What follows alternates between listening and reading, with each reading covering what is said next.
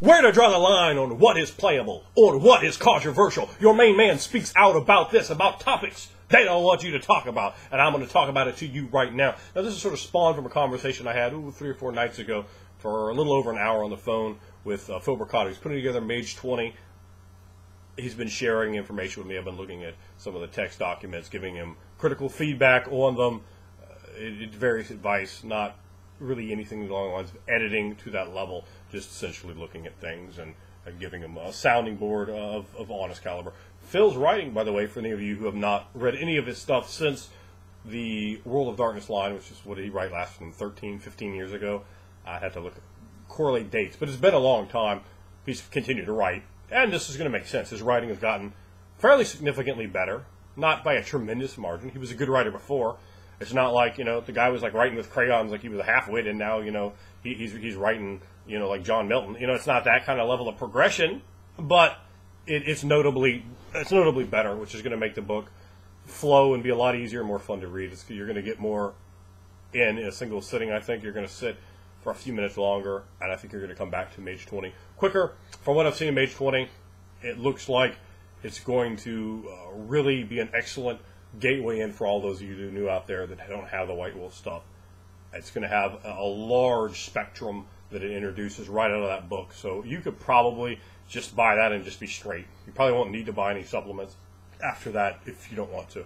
As long as you have some creativity and can build off that base, it should be a great place to get started. Much like Vampire 20, if you haven't picked that up, much like Vampire 20 was, the fact that you pretty much had everything right there you could sink your teeth into and really enjoy the whole thing without having to have a pile of books in front of you, without having to have that tip-off factor. Oh, here's this book, so you must be playing a Kia suit. I know what you're doing. You just have the book, and it's all right there. And that's really a great place to be. That aside, some of the other information you've seen in there, some of the the twists and changes and so forth. There's some really interesting stuff in the book. Now, that being said, there was a point which I brought up to Phil, which is the topic for the video. Now, we were talking about, I know you're going to bring that one up, and I sure did, because in Revised White Wolf, particularly, there was a big trend towards yelling at the player, no, wrong, bad, stupid, bad player, no, you do this. No. I know a lot of people who put their White Wolf books down, threw them up to the game store, sold them. Some of them even stopped playing role-playing games altogether because of that stigma. People don't like it. They don't like being condescended to, yelled at, made feel like they're an insufferable fool. I certainly don't, and I take it offensively. So I think that sort of idea is a horribly ridiculous thing from a game designer. There's no place, purpose, or reason for it. If you're writing a book, your design, your job in that book is not to give me a morality lesson of your own. Your job is to explain to me how to portray each and everything, each and every aspect, anything that I want to do. If you don't feel comfortable with something, don't put it in the game, period. Don't put it in there at any level. That's it. Now, as a player, as a game master, I may want to explore any particular amount of topics inside a game. Anyone that rolls with me knows that the game can get very dark. Now, I'm not as perverted as, say, Matt Dawkins, who's a fucking freak, but that aside, there are going to be issues and possibilities. I say pretty much everything is on the line. Yeah, you want to make that character beautiful, you might get raped by some orcs. That's you. What do you think the orcs are going to do? If they whoop that ass, they're going to take that ass. Don't care if you're a dude. They're going to get up in that ass. Get your pretty ass over here, boy. I'm finna get up inside you. Orky style. It's going to happen. A lot. That aside, and yes, I'm being glib about that for a purpose, is to illustrate the fact that as a game master, you need to approach the topic in the way you want, to explore the theme and the tone that you want to have in the game. Theme and tone is yours to determine. What is playable is yours to determine. And being an aspiring game writer, I definitely will not ever, I cannot ever imagine my mind turning to such a way that I'd be like, well, fuck it, I'm gonna tell you guys this or that. No, I don't care. I don't care. Fucking sue me. I don't give a fuck. to me, is an artistic compromise. The one that I definitely wouldn't be willing to make. It's about your job as a game designer is this: present the material. Present all the material in a way that it can bring about the best play from that thing. It's not your job what is PC, what is NPC. That's immaterial. That is to the design of the game master. To the game master's design. You understand? It's my choice what I allow people to play as characters in any given game. Well, I'm not fucking let you play a gnome. Fuck that. That's my choice as a game master if I'm running Dungeons and Dragons. No gnomes for you. You understand? And only Steve can play halfling. That's right, Steve. I see your ass out there watching this shit. But I don't want that. It is thematically inappropriate to what I want to do. That's my decision. You run the game. You can make whatever decisions you want. You might say, well, everyone has to be a gnome. And you can try to repeat that to me as I'm walking away from the table. You get further and further away. Everyone has to be a gnome. But it's your decision. The game master makes those calls, right? I want rules to play anything that might be there. And within Ring of Fire, there are rules. There will be rules. There are rules, and there will be rules, depending on what isn't written now. Or I'm partway through the book number 4. That's right, 3 books are written.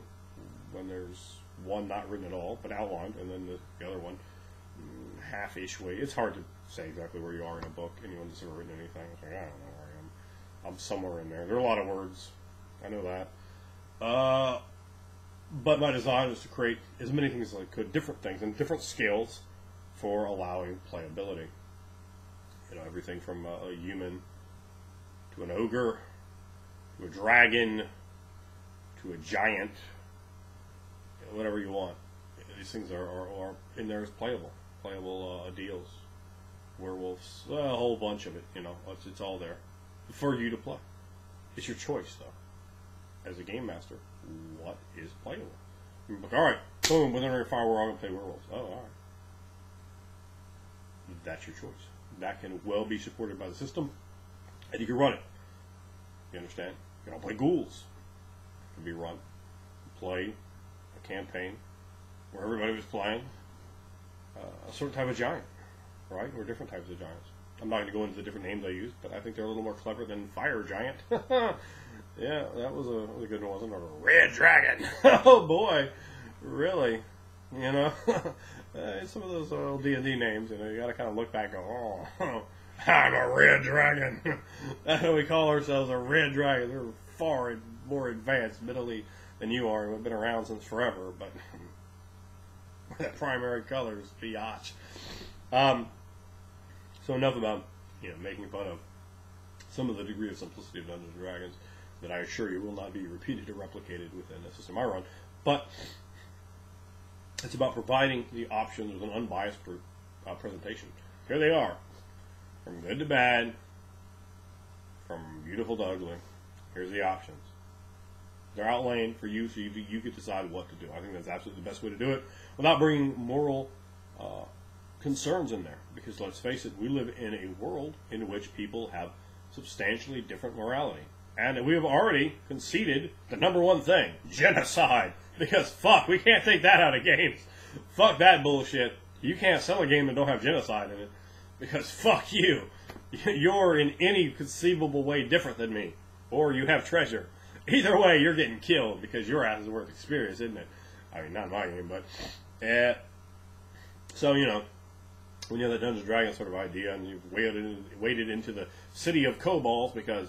fuck, you decided to mine through their homes, and for some reason they didn't like having their living room mined through. They got upset about that. They scared one worker, so you go down there and you slaughter them in front of their children, and you stomp their eggs. You take the babies and you throw them in a big cauldron of soup, and you eat that ass in front of the other babies, in front of the children, and you stick them in the mouth, because they grow up to be worth experience. And you have that. That's pretty much your basic scenario. Let's go down into someone else's home and murder them in front of their family and take all their shit. So we're lawful good.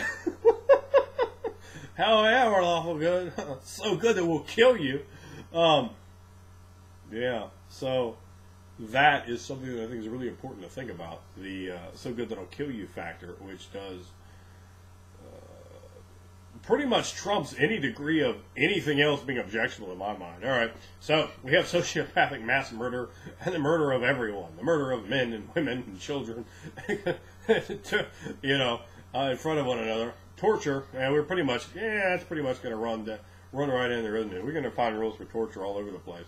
So we have sadism, we have mass murder, sociopathic aspects. When you interject things like weapons tables. Once you have a weapons table, once you have firearms, once you have knives and swords and ways to do wounds and damage, we ain't playing Care Bears the Huggin' anymore. Let me hug you. Care Bears the Huggin' with expanded rules for who it's appropriate to hug and how to touch people. Make sure you don't smother someone, because hugging can be dangerous. That's right. When you make the moral decision not to write Care Bears the Hugging, but to engage in a game that is a mature topic, a game hits a tremendous degree of mature topic the second you introduce killing people into it. That's it. That's enough. Mass murder is like here. It's like the number one thing. It's the number one thing. The people who are regarded as the most evil overall are mass murderers or people who set up mass murder. So what else inside a role? Well, and that just gets a complete hand wave, right? Doesn't it? I mean, it does. Mass murder is just straight. Well, you shouldn't kill the good people. Well, why? Just kill everyone. Fuck it. They're all worth experience and they all have treasure. I know this because I understand how D&D works. And I got to get my 20 levels on. A town is just full of experience bubbles. Because most of them motherfuckers are low level anyway. Don't tell me those guards are 15th level. Fuck them. I'm the barbarian and I'm getting in that king's booty hole. Come over here, boy. I'm finna get with you and light that ass up. And I'm gonna light that ass up barbarian style. So it's important to think about that when you start thinking about the ideas of, really, is anything else objectionable? We've committed mass murder. And which of us haven't? Who hasn't committed mass murder in role-playing games? I sure have. And lots and lots of times. It just happens. It happens a lot. Now, when you have that, and particularly like in a game like in the White Wolf system, you're playing a fucking vampire. There ain't nothing else more objectionable. Fucking vampire. So if someone's that's it. That's all you had to say. Vampire. That's it. You're done. You can't rubber stamp everything. Like, here's the vampire book, but you can't play anything in here, and fuck you for reading this. What the fuck's wrong with you, you stupid asshole? Too often does it come across like that, and that ain't good. I think that's honestly the biggest failing of White Wolf. And please, God, please don't write me, hey, because of this reason, they put those things in.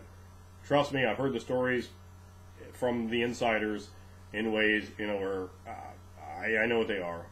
And it's irrelevant to me. It's a compromising of an artistic principle, which, for me, is a reason to not have any interest in participating in an artistic endeavor, to not trust someone who is putting it together to present the level of immersion that I want. I want to be told. The reason I buy a book is to look at it and go, okay, here's what my options are. Here's what the options are from a game master's perspective of the things I can put together, have a campaign. I don't need you to hold my hand and walk me through them. I do need you to write and explain them, but I don't need your additional moral commentary on them. I don't need it. I don't want it. I quite honestly find it offensive and uninteresting to me in any possible way, shape, form, or fashion or degree. I want to hear from you how you feel about that, what you feel about that, if you like the book yelling at you, if you are one of the people who went, fuck that book yelling at me. I do know people who even left the hobby over that and that said, I don't know about White Wolf the yelling at me, and I've heard that one before. So I don't know what you guys think about that. Of course, again, don't get it twisted. I love White Wolf games. I greatly enjoy them. I'm so glad to see the World of Darkness making a regeneration like the Phoenix from the Ashes, a game we thought were gone, and replaced with, quite frankly, New World of Darkness, which is not as good. And we all know I think that. You might think that, and you might be wrong. But enough of that. But what do you think on the issues of controversial? What do you think on the issues of rubber stamp right out the book NPC style on things versus here's the facts, here's the information, here's how it's presented, here's what it is in our setting? What do you like? How do you feel about that? Let your main man know.